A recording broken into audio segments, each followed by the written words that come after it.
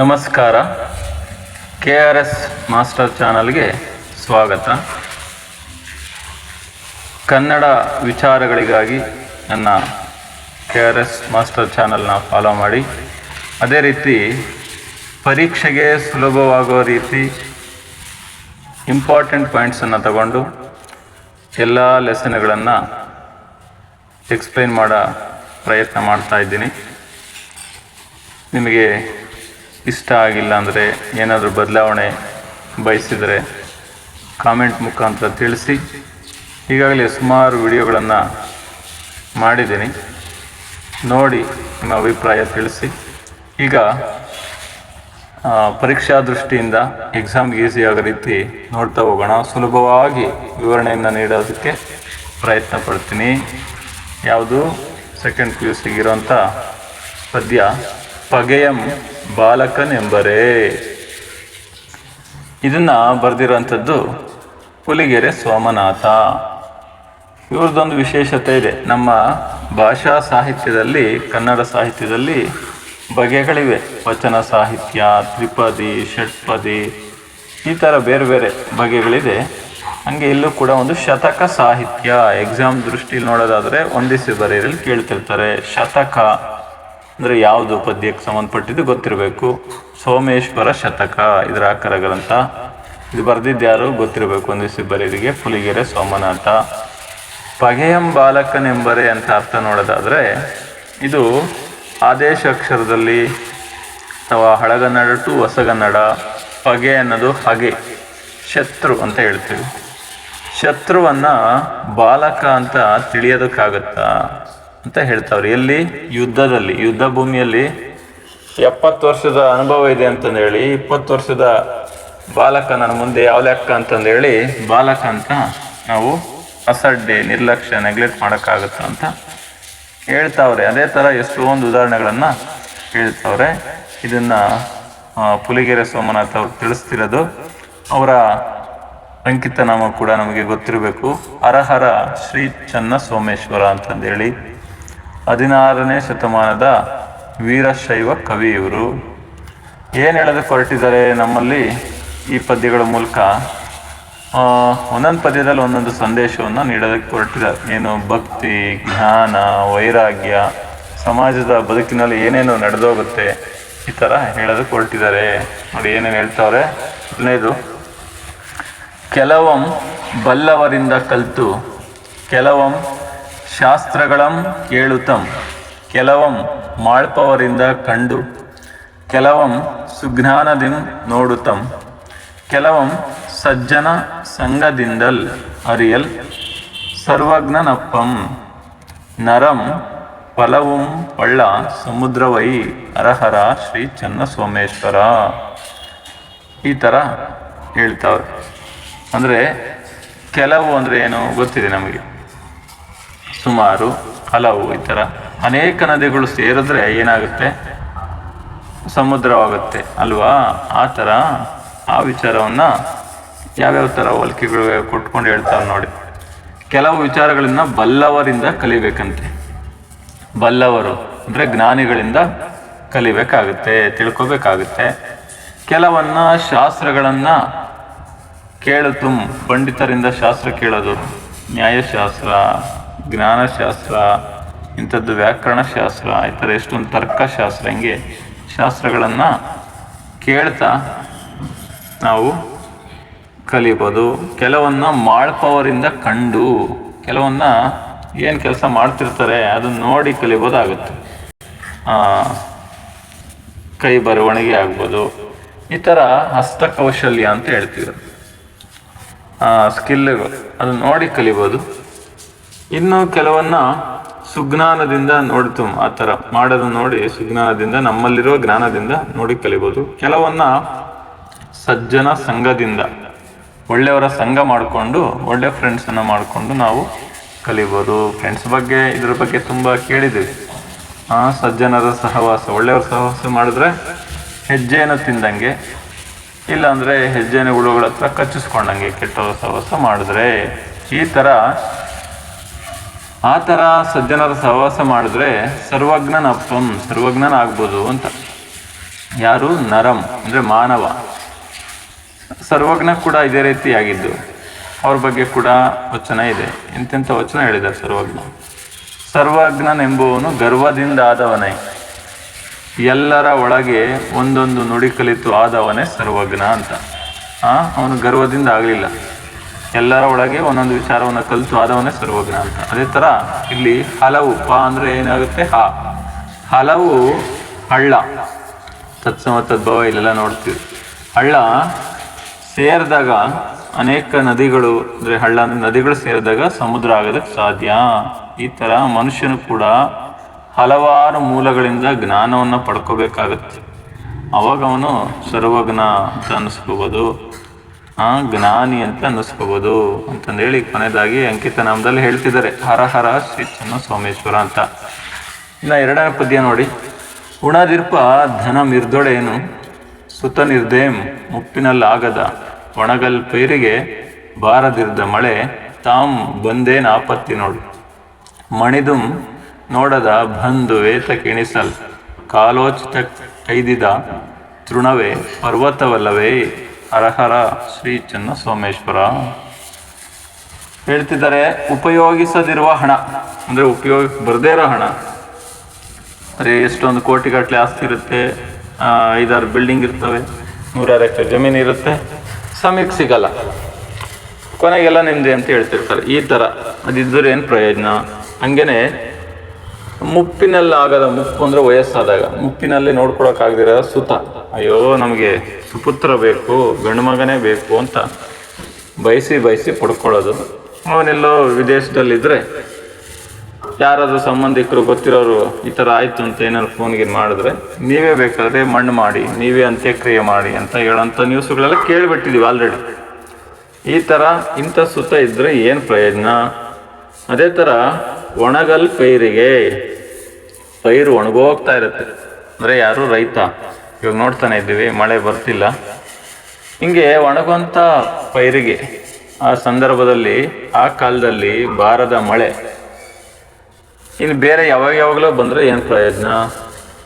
ಅದೇ ಥರ ಮಣಿದುಂ ನೋಡದ, ಮಣಿದು ಅಂದರೆ ಕಷ್ಟದಲ್ಲಿರಬೇಕಾದ್ರೆ ಅದು ಸೋತು ಹೋಗೋದು. ಮಣಿದು ಅಂದರೆ ಸೋತು ಹೋಗಿರ್ತೀವಿ ಜೀವನದಲ್ಲಿ, ಆಗಲ್ಲಪ್ಪ ನನ್ನ ಕೈಲಿನ್ನ ಏನೋ ಒಂದು ಅಡ್ಡದಾರಿ ಹಿಡಿಬೇಕಾಗತ್ತೆ ಅಥವಾ ಶಿವನ ಪಾದಕ್ಕೆ ಹೋಗ್ಬೇಕಾಗತ್ತೆ, ಈ ಥರ ನನ್ನ ಕೈಲಾಗಲ್ಲ ಈ ಕಷ್ಟ ನಿಸಕ್ಕೆ ಅಂತ ಸೋತು ಹೋದಾಗ ಆ ನೋಡೋಕ್ಕೆ ಬರದೇ ಇರೋಂಥ ಬಂದು ಏತಕ್ಕೆ ಎಣಿಸೋದು ಅಂದರೆ ಎಷ್ಟೊಂದು ಜನ ನೆಂಟರಿರ್ತಾರೆ ಅಂತ ಹೇಳ್ಕೊಳ್ತೀವಿ ನಾವು.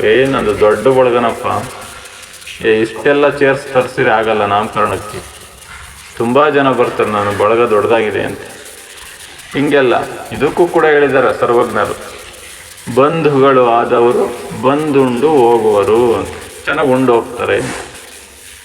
ಆಮೇಲೆ ಒಂದು ಕಂಪ್ಲೇಂಟು ಹೇಳ್ತಾರೆ, ಬಿಸಿನೀರಿರಲಿಲ್ಲ, ತುಪ್ಪ ಏನು ಹಾಕಿದ್ರು ಬಿಸಿನೀರಿರಲಿಲ್ಲ ಕೈ ತೊಳ್ಕೊಳಕ್ಕೆ ಅಂತ. ಈ ಥರ ಹಂಗಾಗಿ ಎಷ್ಟು ಜನ ಬಂಧುಗಳಿದ್ರೆ ಏನು ಪ್ರಯೋಜನ? ಅದೇ ಥರ ಇನ್ನು ಮುಂದುವರೆದು ಹೇಳ್ತವ್ರೆ, ಸಮಯಕ್ಕೆ ದೊರೆತ ಚಿಕ್ಕ ಸಹಾಯ ಕಾಲೋಚಿತಕ್ಕೆ ಐದಿದ ತೃಣವೇ. ಸಮಯಕ್ಕೆ ಸಿಕ್ಕಂತಹ ಸಹಾಯವೇ ಅಂದರೆ ತೃಣ ಅಂದರೆ ಹುಲ್ಲು ಕಡ್ಡಿನೇ ಪರ್ವತ ಅಲ್ವಾ? ಅಂದರೆ ಆಪತ್ತಿಗಾದವನೇ ನೆಂಟ ಅಂತಂದೆಲ್ಲ ಹೇಳ್ತೀವಲ್ಲ, ಹಂಗೆ ಸಮಯಕ್ಕೆ ಬೇಕಾದ್ದು ಸಿಕ್ಬಿಟ್ರೆ ಸಾಕು, ಅದೇ ದೊಡ್ಡತನ ಆಗ್ಬಿಡುತ್ತೆ ಅಂತಂದೇಳಿ ಅಂಕಿತನಾಮದಲ್ಲಿ ಹೇಳ್ತಾವ್ರೆ. ಇನ್ನು ಮುಂದೆ ನೋಡಿ, ಚಿಗುರೆಂದುಂ ಮೇಲೆ ಬೇವು ಸ್ವಾದಬಹುದೇ ಚೇಳ್ ಚಿಕ್ಕದೆನ್ ಅಳ್ಕರಿಂ ತೆಗೇಲ್ ಕಚ್ಚದೆ ಪಾಲ ನೋಡಿ ಪಣಿಯಂ ಸಾಕಲ್ಕೆ ವಿಶ್ವಾಸಿಯೇ ಖಗಮಂ ಸಾಕುವೆನೆಂದು ಗೂಗೆ ಮರಿಯಂ ಸಂಪ್ರೀತಿಯಂದೋವರೇ ಪಗೆಯಂ ಬಾಲಕನೆಂಬರೆ ಹರಹರ ಶ್ರೀ ಚೆನ್ನ ಸೋಮೇಶ್ವರ ಅಂತ ಹೇಳ್ತಾವ. ಅಂದರೆ ಬೇವಿನ ಎಲೆಯನ್ನು ಹೇಳೋದು ನೋಡಿ, ಅದ್ರ ವಿಚಾರವನ್ನು. ಬೇವಿನ ಎಲೆ ಅದನ್ನು ಚಿಗುರೆಂದು ತಿಂದರೆ ಸಿಹಿ ಆಗೋದಕ್ಕೆ ಸಾಧ್ಯನಾ? ಅದು ಚಿಗುರಾದರೂ ಅಷ್ಟೇ, ಲೇದು ಯಾವಾಗ ಚೈತ್ರ ಮಾಸದಲ್ಲಿ ಸಿಗುತ್ತಲ್ಲ ನಮಗೆ, ಆ ಚೈತ್ರ ಮಾಸದಲ್ಲಿ ಸಿಗುತ್ತಲ್ಲ ಆ ಥರ ಚಿಗುರು ಅಂತಂದೇಳಿ ನಾವು ಅದನ್ನು ತಿನ್ನೋದಕ್ಕೆ ಹೋದರೆ ಸಿಹಿಯಾಗಿರುತ್ತೆ. ಅದೇ ಥರ ಚೇಳು ಚಿಕ್ಕದೆಂದು ಅಳ್ಕರಿಮ್ ಅಂದರೆ ಪ್ರೀತಿಯಿಂದ ಹಿಡ್ಕೊಂಡ್ರೆ, ಪ್ರೀತಿ ತೋರಿಸಿ ಹಿಡ್ಕೊಳಕ್ಕೆ ಹೋದರೆ ಅದು ಪುಟಕ್ದಂಗೆ ಇರುತ್ತಾ, ಕಚ್ಚಿದಂಗೆ ಇರುತ್ತಾ. ಅದೇ ಥರ ಪಾಲು ನೋಡಿ ಪಣಿಯಮ್ ಅಂದರೆ ಪಾಲು ಅಂದರೆ ಹಾಲು, ಆಗಲೇ ಹೇಳ್ದಂಗೆ ಇರೋದು ಆಗುತ್ತೆ. ಹಾಲನ್ನು ಕೊಟ್ಟು ಪಣಿ ಅಂದರೆ ಹಾವು. ಆ ಹಾವನ್ನು ನಾವು ಎಷ್ಟೇ ಹಾಲು ಕೊಟ್ಟು ಸಾಕಿದ್ರೂ ಕೂಡ ವಿಶ್ವಾಸ ತೋರಿಸುತ್ತೆ ಅದು. ಇದೇ ಥರ ಖಗ ಅಂದರೆ ಪಕ್ಷಿಗಳನ್ನು ಸಾಕ್ತೀನಿ ಅಂತಂದೇಳಿ ಗೂಬೆ ಮರಿಗಳನ್ನು ಸಂಪ್ರೀತಿಯಿಂದ ತುಂಬ ಪ್ರೀತಿಯಿಂದ ಸಾಕೋದಕ್ಕೆ ಸಾಧ್ಯನಾ? ಇನ್ನು ಪದ್ಯದ ಹೆಸರು ಹೇಳ್ತಾರೆ ನೋಡಿ, ಪಗೆಯಂ ಬಾಲಕನೆಂಬರೆ. ನಾವು ಶತ್ರುವನ್ನು ಬಾಲಕ ಅಂತಂದೇಳಿ ತಿರಸ್ಕಾರ ಮಾಡೋದಕ್ಕಾಗುತ್ತಾ? ಈ ಥರ ವ್ಯಕ್ತಿಗಳ ಬಗ್ಗೆ, ವಸ್ತುಗಳ ಬಗ್ಗೆ ಯಾವುದನ್ನು ನಿರ್ಲಕ್ಷ್ಯ ಮಾಡಬೇಕು, ಯಾವುದನ್ನು ಯಾವ ಸಂದರ್ಭದಲ್ಲಿ ಪಡ್ಕೋಬೇಕು, ಎಚ್ಚರಿಕೆ ಇದನ್ನೆಲ್ಲ ಹೇಳ್ತಾವೆ. ಚೆನ್ನಾಗಿ ಹೇಳಿದ್ದಾರೆ. ಅದೇ ರೀತಿ ಮುಂದುವರೆದು 4ನೇ ಪದ್ಯವನ್ನು ನೋಡೋದಾದರೆ, ಅರೆಯಂ ಸೀಳುವಡಾನೆ ಮೆಟ್ಟಲಹುದೆ ಚಾಣಗಳಿಂದಲ್ಲದೆ. ಇದೇ ರೀತಿ ಹೇಳ್ತಾ ಹೋಗ್ತಿದ್ರೆ ತುಂಬ ಲೆಂತಿ ಆಗುತ್ತೆ ವಿಡಿಯೋ. ನೋಡೋಣ ಏನು ಹೇಳ್ತಾ ಇದ್ದಾರೆ ನೋಡಿ. ಬಂಡೆಯನ್ನು ಸೀಳಬೇಕಾದ್ರೆ ಸಣ್ಣದಾಗಿರುವ ಉಕ್ಕಿನ ಒಂದು ಉಳಿ ಸಾಕು.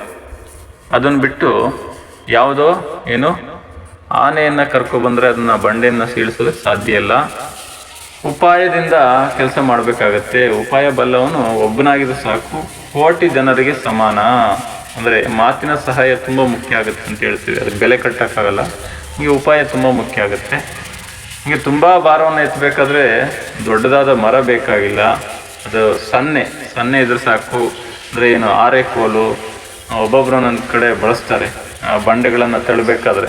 ಆ ಥರ ಸನ್ನೆ ಇದ್ರೆ ಸಾಕು, ಈಸಿಯಾಗಿ ಅದನ್ನು ಕಳಿಸ್ಕೊಡ್ಬೋದು, ಮುಂದಕ್ಕೆ ಎಲ್ಲಿ ಬೇಕಲ್ಲ ಸಾಗಿಸ್ಬೋದು. ಈ ಥರ ಅದನ್ನು ಸಣ್ಣ ವಸ್ತು ಅಥವಾ ಸಣ್ಣ ವ್ಯಕ್ತಿ ಅಂತ ನಿರ್ಲಕ್ಷ್ಯ ಮಾಡಬಾರ್ದು ಅಂತ ಹೇಳ್ತೇವೆ. ಇನ್ನು ನೆಕ್ಸ್ಟ್ ಪದ್ಯ ನೋಡೋದಾದ್ರೆ ನೋಡಿ, ಹಿರಿಯಲ್ ಬಲ್ಲಡೆ ವೀರನಾಗು ಧರೆಯೊಳ್ ನಾನಾ ಚಮತ್ಕಾರಮಂ ಅರಿಯಲ್ ಬಲ್ಲಡೆ ಅಂತಿದೆಯಲ್ಲ. ಈ ಪದ್ಯದಲ್ಲಿ ಏನು ಹೇಳ್ತವ್ರೆ, ಹಿರಿಯಲ್ ಬಲ್ಲಡೆ ಅಂದರೆ ಹಿರಿಯದಂದರೆ ಚುಚ್ಚೋದು. ನೀನೇನು 7 ಅಡಿ ಇದ್ದೀನಿ ಅಥವಾ 150 kg ಇದ್ದೀನಿ ಅಂದರೆ ವೀರ ಅಂತ ಹೇಳ್ಕೊಳಕ್ಕಾಗಲ್ಲ. ದಿನ ಬೆಳಗಾದ್ರೆ ಜಿಮ್ ವರ್ಕ್ ಮಾಡ್ತೀನಿ ಅಂತ. ಏನಾಗಬೇಕು, ವೀರನಾಗಬೇಕು ಅಂದರೆ ಧರೆಯಲ್ಲಿ, ಅಂದರೆ ಧರೆ ಅಂದರೆ ಭೂಮಿ, ಯುದ್ಧ ಭೂಮಿ. ಇದು ಯುದ್ಧ ಭೂಮಿಯಲ್ಲಿ ನೀನು ನಿಂತು ವೀರ ಆಗಬೇಕಂದ್ರೆ ನಿನಗೆ ಚುಚ್ಚೋದು ಗೊತ್ತಿರಬೇಕು, ಅಂದರೆ ಯುದ್ಧ ಮಾಡೋದು ಗೊತ್ತಿರಬೇಕು.